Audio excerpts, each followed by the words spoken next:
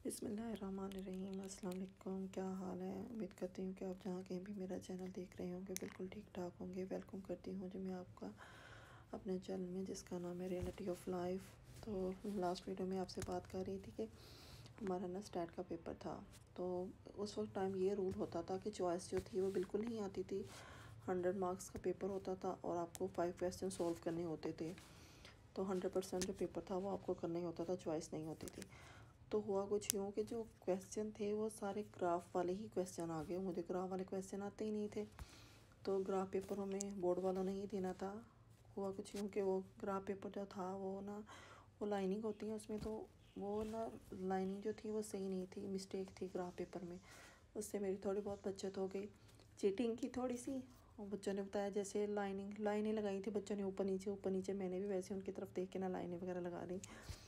तो उससे ये हुआ कि मेरे ना उसमें पासिंग मार्क्स आ गए थे, स्टैट में पास हो गई थी अच्छे तरीके से मैं उसमें।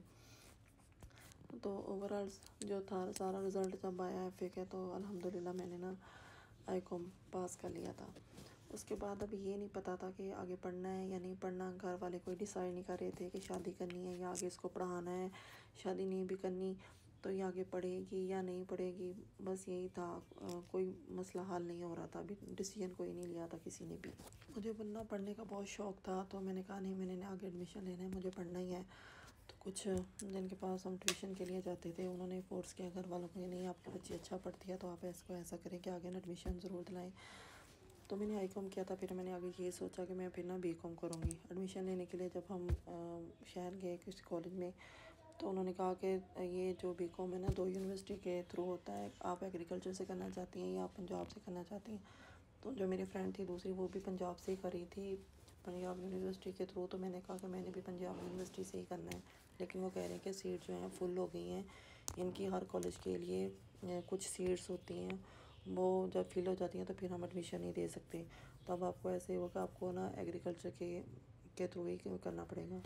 तो चलें जी, और कोई हल नहीं हो सकता था, क्योंकि आपको मैंने पहले भी बताया था कि जो हमारे गांव से सिर्फ एक ही वैन जाती है, उसमें ही जाना होता है, उसमें ही आना होता है, वो सिर्फ उसी कॉलेज में ही जाती थी। तो फिर मैंने ये किया कि ले लिया एग्रीकल्चर यूनिवर्सिटी के थ्रू, उसी कॉलेज में एडमिशन ले लिया। बीकॉम में एग्रीकल्चर के थ्रू करना था फिर मैंने।